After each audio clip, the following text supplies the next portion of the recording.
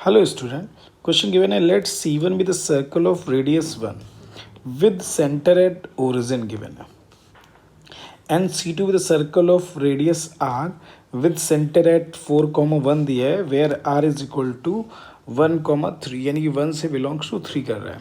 Two distinct common tangents हैं PQ and ST of C1 and C2 are drawn. Tangent PQ touches C1 at P, C2 at Q. The tangent ST touches C1 at S, C2 at T. Midpoints of the line segment PQ and ST are joined to form a line which meet the x-axis at point B. If AB is equal to √5, then the value of R square is. ठीक है. अब ये question given है, तो यहाँ पे ये देखो क्वेश्चन गिवन है कि आपके पास एक सर्कल गिवन है. सर्कल का सेंटर कितना दिया है 0, 0, रेडियस कितनी दी है 1 गिवन है. तो एक पहला हमने ये एक सर्कल मान लिया, ऐसा एक सर्कल ये दिया हुआ है. ठीक है, तो ये एक सर्कल आ गया. इसका जो सेंटर दिया हुआ है वो 0, 0 दिया है. एक दूसरा सर्कल दिया हुआ है जिसकी जो रेडियस है वो ग्रेटर देन 3 दिया हुआ है. ठीक, तो मान लो 4, 1 पे दिया हुआ है. तो ये कोई सर्कल हमने ऐसे मान लिया ये कोई आपका सर्कल आ गया. ठीक, इसकी रेडियस 10 दिया हुआ है. अब मान ले रहे हैं ये 0, 0 दिया हुआ है. ठीक, 0, 0 गिवन है और इसका जो सेंटर दिया हुआ है C2, ये C1 सर्कल मान ले रहे हैं, ये C2 सर्कल मान ले रहे हैं. इसका सेंटर कितना दिया है 4, 1. अब कह रहे हैं कि इसकी कॉमन टेंजेंट है. एक कॉमन टेंजेंट PQ दिया हुआ है जो C1 सर्कल को कहाँ पे टच कर रहा है P पे, और इसको कहाँ पे टच कर रहा है Q पे टच कर रहा है. दूसरी सर्कल यानी कॉमन टेंजेंट है ST जो इसको कहाँ पे टच कर रहा है, मान लिया S पे टच कर रहा है. ये कहाँ पे टच कर रहा है T पे टच कर रहा है. फिर कह रहा हूँ mid point of the line segment PQ. अब इनका जो मिड पॉइंट है, मान लिया इसका एक मिड पॉइंट M गिवन है और इसका मिड पॉइंट N गिवन है. तो इनका जो मिड पॉइंट है वो एक्स एक्सिस को, अब ये एक्स एक्सिस ये लाइन हो गई, मान लिया ये एक्स एक्सिस दिया हुआ है.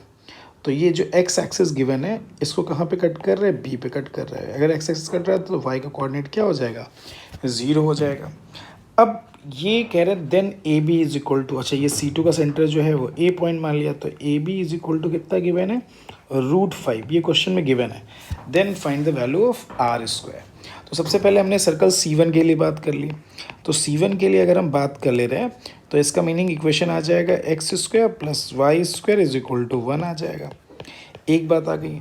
अगर हम C2 सर्कल के लिए बात कर ले रहे तो उसका इक्वेशन x - 4 का होल स्क्वायर प्लस y - 1 का whole square is equal to R² आ गया, यानी x² + y² minus 8x minus 2y, और ये कितना आ जाएगा 16, एक 17 प्लस 17, तो 17 माइनस R² इक्वल टू क्या आ गया 0 आ गया.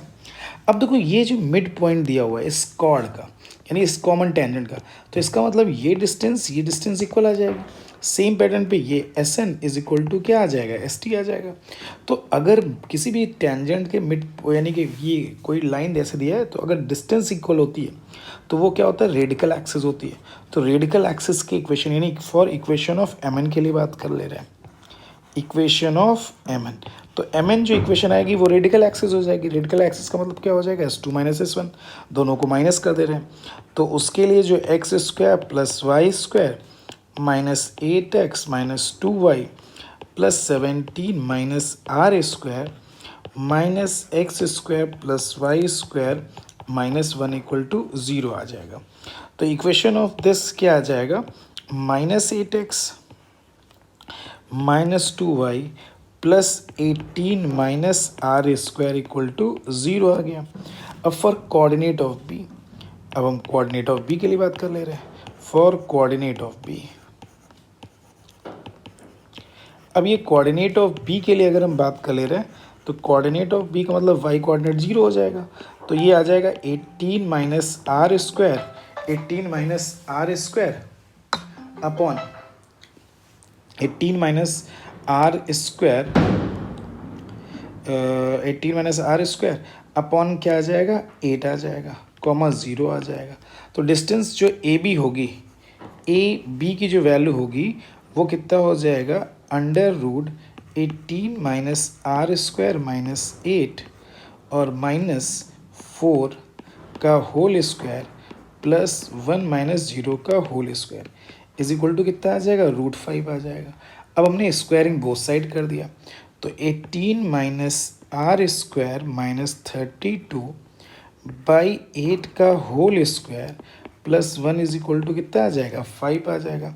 तो 18 माइनस आर का होल स्क्वायर का मीनिंग कितना आ जाएगा, 30 ये 14, तो 14 माइनस 14 या प्लस आर स्क्वायर बाई 8 का whole square is equal to कितना आ गया, 4 आ गया। तो 14 plus R square by 8 is equal to 2 आ गया। तो ये 14 प्लस आर स्क्वायर की वैल्यू कितनी आ गई, 16, तो R square is equal to कितना आ जाएगा, 2। तो ये आपकी वैल्यू आ जाएगी। तो आर